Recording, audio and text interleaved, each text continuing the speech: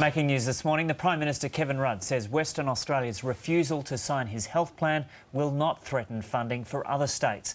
Mr Rudd has promised an extra $5 billion to improve emergency departments and provide more hospital beds. So to get some opinions on whether the plan will bring real change to Australia's health system, we're joined again by the President of the AMA, Dr Andrew Pesce. He's joining us in Sydney. The Chief Executive Officer of the Rural Doctors Association, Steve Sant, is joining us from Canberra. And in Melbourne, Ged Kearney is with us from the Australian Nursing Federation. And we should also mention the President-elect of the ACTU, Ged Kearney. And good morning to everyone this morning. We've all come such a long way, haven't we? We have. We've been talking about this for a while. I'm going to start with you, Andrew Pesce. In fact, a question that I'll direct to all of you this morning. In your view, is this real system reform that we're seeing? Andrew Pesce. Well, at the moment it's real funding reform. There has been a significant recasting of the agreement between the states and Commonwealth as to how the health system is funded. The states have succeeded in defending their right to make significant allocations decisions within that funding agreement. And the extent to which these reforms will produce real change, which they do have the potential to do, depends on the extent to which the states recognise that they really now do have an obligation to make sure that that funding is appropriately delivered to the hospitals so that the doctors and nurses can get on with looking after the patients of Australia that have been missing out because of a problem with funding over the last couple of decades. But Andrew Pesce, does real funding reform, as you describe it, does that do it? Is that all that's needed? Everyone was speaking really about a significant, substantial systemic reform that health needs.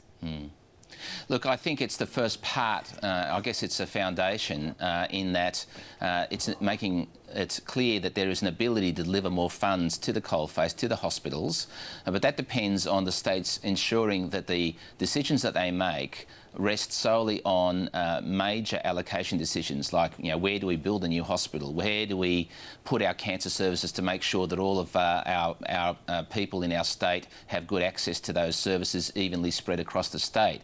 But there is no place for them to micromanage the hospitals. The whole point of this reform process was so that funding could be delivered to the local hospital networks and so that the clinicians in those hospitals could have a real say in how those hospitals are managed to deliver the services to their patients. OK, and you see that happening. Well then, Steve Sant, just putting aside your particular individual concern from the rural perspective, do you see what's proposed as that really significant systemic reform, or is it reform enough at least? No, it's not. It's really just shuffling the hospital funding deck chairs.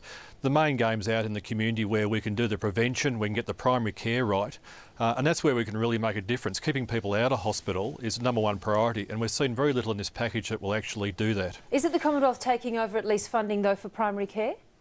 They are taking over some of the funding for primary care. They've already had responsibility for a great deal of it through their general practice, and they'll be taking over some of the community health and some of the outpatients' primary care issues.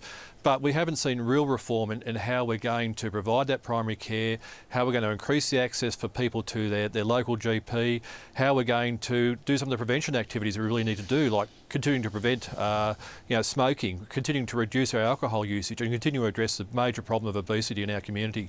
Is the National Pricing Authority, as it's been described so far, I guess that new authority that parcels out the money at a state level, is that another level of bureaucracy, as the opposition was warning? Well, it is another level, but probably a necessary level, but we've yet to see the detail on how that's all going to work. They talk about the independent umpire that's going to set prices for hospitals. We don't know how that's going to work, we don't know how they're going to set it, who's going to be involved and how transparent that process is. And it's really important for us in Australia to see a transparent, open process of setting hospital pricing. Ged Kearney? In your view, real reform, significant reform? I think this is significant reform, and I don't disagree with Steve that the next conversation we have to have is about the rest of the health system. Public hospitals are just a very small, important part of the health system, but The Premiers and the Prime Minister had to have this debate. We had to have this argument. We had to have this settled so that we can move on now. And I think that this is very important. We are going to see a move to activity-based funding, which is a big change for many states. We are going to see a funding pool set up through a statutory authority, which is major change. And we are going to see the Commonwealth take over 100% funding for community health, for aged care and those other services. So I think this was a very important first step, and we're very encouraged by it that finally there's a deal. There's a bit of a sigh of relief, actually, that now we can move on. We don't have a deal with Western Australia. Does that matter? The Prime Minister's saying it doesn't matter, but I think it'll be a great shame if Western Australia doesn't come on board. You know, our members in Western Australia are telling us they're feeling exactly the same pressures as our members in the other states, and I think they are really wanting reform, and so I hope they do come on board. Why don't we test just a few of the observations and comments that have been made by the Prime Minister in the last 24 hours. Let's get your response to them. This morning, the Prime Minister saying that the future needs of the system is now on a secure funding base. Is that the case? I think that is the case. I think the argument was very clear that the states weren't going to be able to afford to fund health into the future if the status quo remained. This is a major change. The federal government is taking over the majority of the funding, and that is a good thing for health funding. In your view, Andrew Pesce, that the future needs of the system, they're on a secure funding base now? Yes, certainly the Commonwealth is the tier of government which has access to the most tax revenue, and the very real growth projections which exceed the growth in the economy, and therefore the link to GST made it unsustainable for states to continue to fund even just their share of the health budget. And it really is important to make the point once again that what we need is a unified health system where we can look at where people are best treated for the conditions that they have, rather than seeing how their treatment has to fit into a split funding model where the states fund hospitals and the Commonwealth funded community care.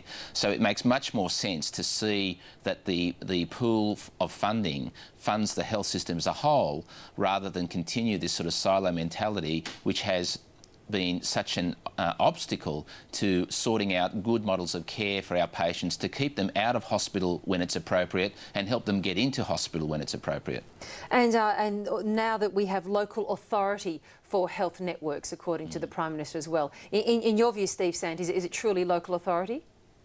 Well, it is, and you know, it's really important that local people and local clinicians have input into, you know, what services are delivered in their community, because they're the people best placed to know what is needed and how to deliver it. So that's certainly a very positive step, particularly in states like New South Wales and Queensland, where that's been a real issue.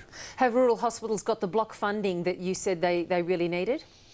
Well, they do, but again, the proof will be in the pudding. You know, ask me in 10 years' time whether this has been positive for rural hospitals, whether we've seen the funding growth that we really need, whether we've seen the capital being replaced, you know, the new Wagga hospitals, the new Tumut hospitals, etc., being built. That'll be really, we'll have to wait until then to see if the government deliver on what they're promising.